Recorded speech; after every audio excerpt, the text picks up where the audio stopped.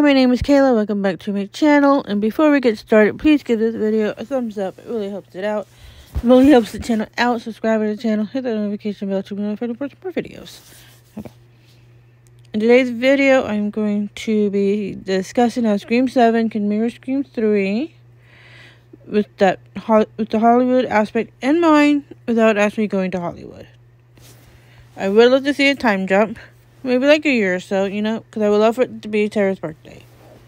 So, yeah, because we are getting a Christmas setting. So, Tara's birthday would be like a really good plot point to work with. Okay.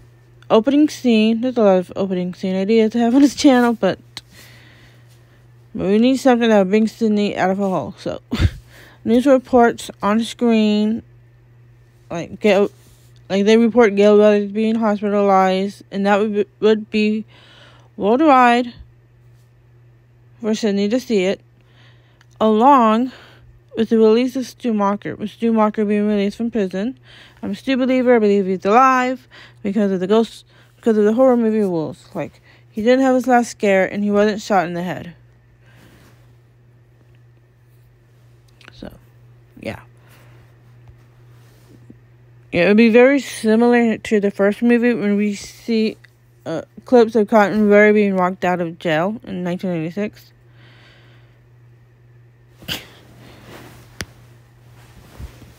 Yeah. Okay, it's been over 27 years. He would be a free man by now. I'm talking about Stu Macher. Stu Macher could be a free man by now. And that can be a little tease, you know, just to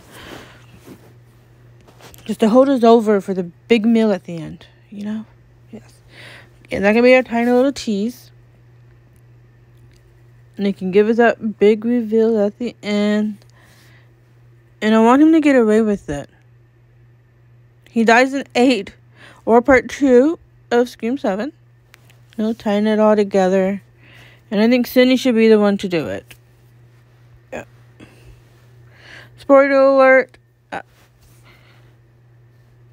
Just a warning, if you have not seen Five Nights at Freddy's, I'm going to do a little comparison and compare and contrast here, so, yeah.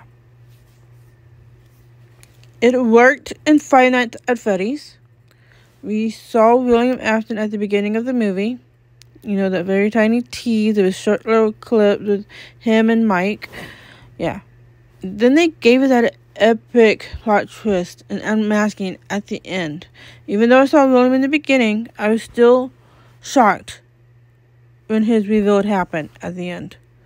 They executed that so perfectly. So if the Scream creators could recreate that, the Scream 7 would be a very good sequel. Yeah, so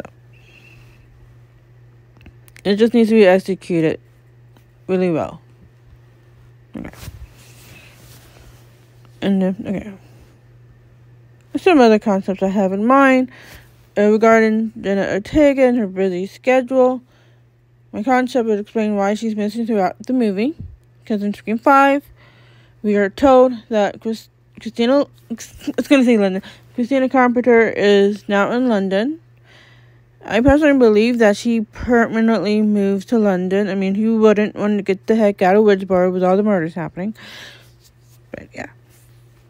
I believe Tara is now living in London. Like I said, we have a time jump. Yeah, she's living in London with her mom and her new boyfriend. Maybe Tara has her own place and she's just spending time with her mom. So, yeah. And her new boyfriend is obviously Stu Macher. The core four don't know, especially Sam. We don't meet the mom's boyfriend until the very end. Yeah, I think Tara is making amends with her mom during this time. So, that can explain why Jenna is missing throughout the movie.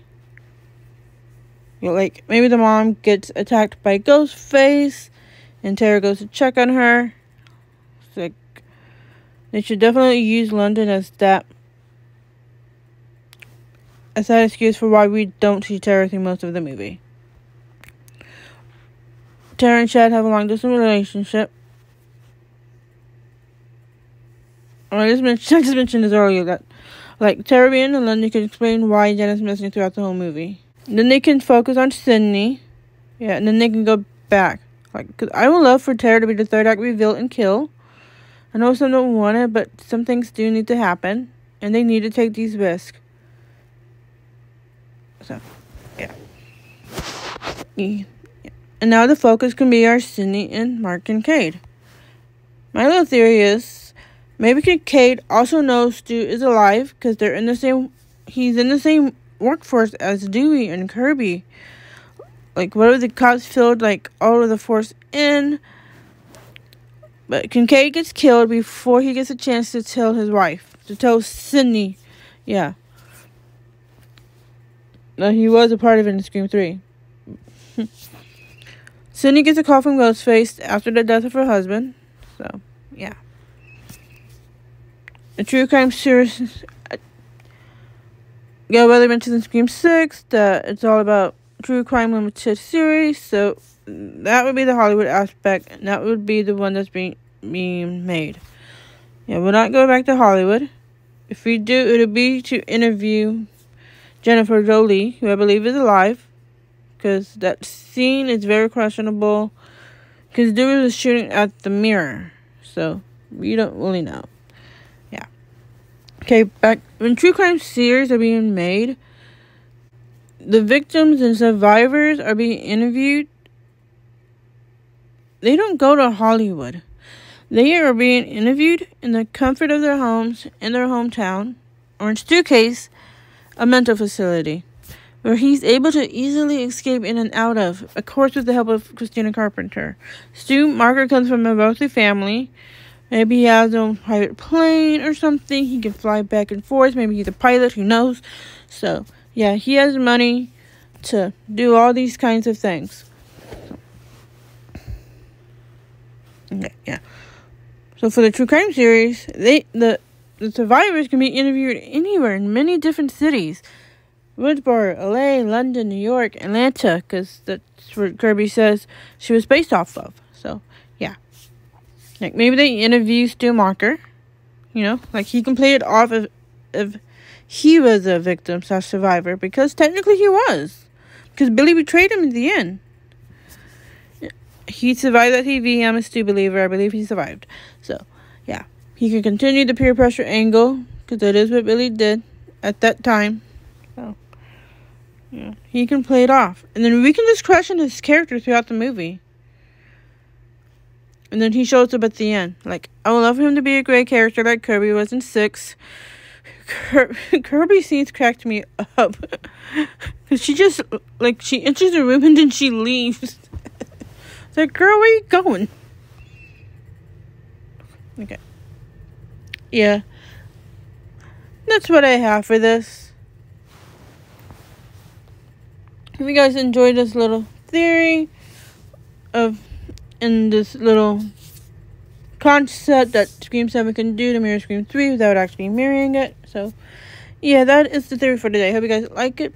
Give it a thumbs up. If you did, subscribe to the channel. Hit the notification bell to be notified of more videos. Leave your thoughts and theories in the comments below. And other content that you would like to see. And, yeah, thank you for watching and listening. And I will see you in the next video.